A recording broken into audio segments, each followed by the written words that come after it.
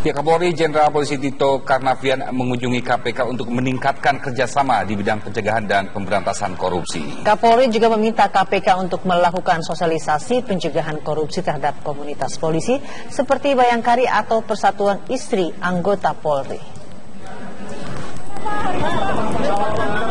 Kapolri Jenderal Polisi Tito Karnavian mendatangi gedung KPK pada Jumat siang. Ia didampingi oleh sejumlah pejabat utama Polri, diantaranya Kabar Eskrim dan Kadif Propam Polri. Setelah melakukan pertemuan sekitar 3 jam dengan Komisioner KPK, Kapolri menggelar jumpa pers bersama Ketua KPK Agus Raharjo. Mereka menyatakan pertemuan tersebut untuk memperkuat kerjasama di bidang pencegahan dan pemberantasan korupsi.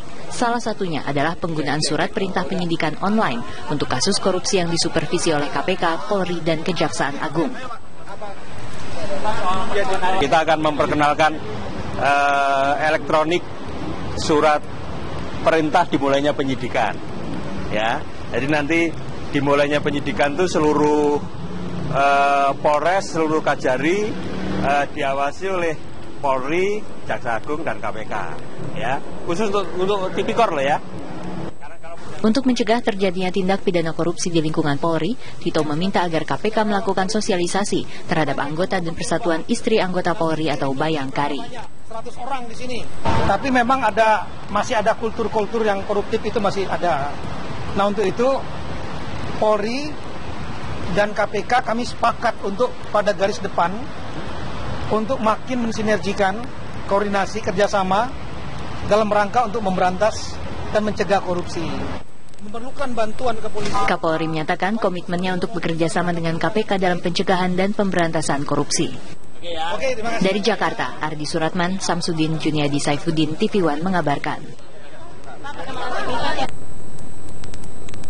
Beralih kabar lainnya, Komite Nasional Keselamatan Transportasi atau KNKT melakukan investigasi di lokasi jatuhnya pesawat latih jenis Fighter Warrior Cessna 172 milik Perkasa Flight School. Ya, pesawat yang berpenumpang 3 orang tersebut jatuh pada Kamis lalu.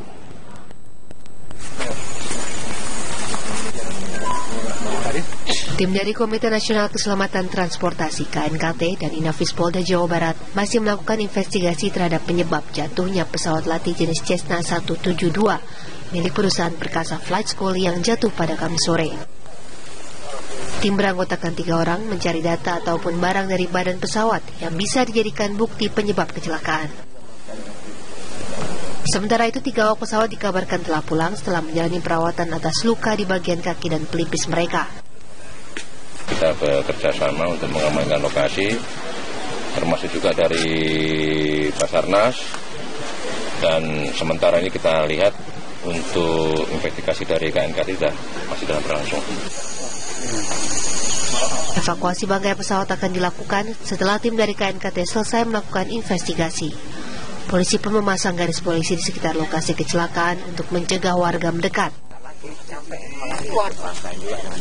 Keberadaan pesawat yang jatuh ini memang menarik perhatian warga kampung Kiara Konek. Namun sesungguhnya mereka harus waspada lantaran bahan bakar pesawat yang tumpah rentan terbakar. Dari Tasikmalaya, Jawa Barat, Ipung S. Munawar, TV One mengabarkan. Ya, keluarga Sandra yang berhasil kabur dari tangan kelompok Abu Sayyaf akan melakukan pertemuan dengan perusahaan pemilik kapal. Pertemuan tersebut akan dilakukan secara tertutup di sebuah hotel Makassar di Sulawesi Selatan.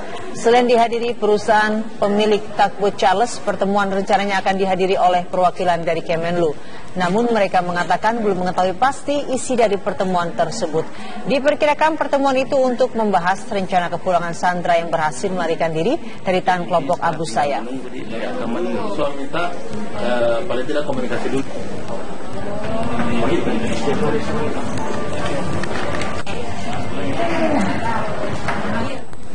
Ya, sebelumnya Muhammad Sofyan yang disandra Abu Sayyaf berhasil melarikan diri. Ia merupakan salah satu kru Takwo Charles yang disandra sejak bulan Juni lalu.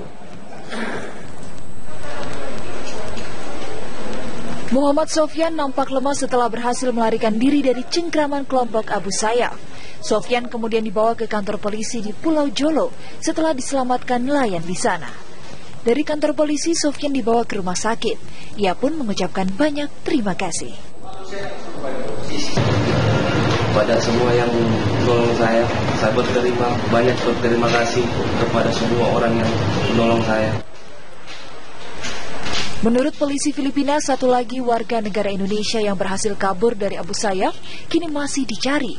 Kepala Polisi Provinsi Sulu, Mario Buyukan, mengatakan satu WNI tersebut diduga tersesat, sementara Sofyan beruntung karena ditemukan penduduk.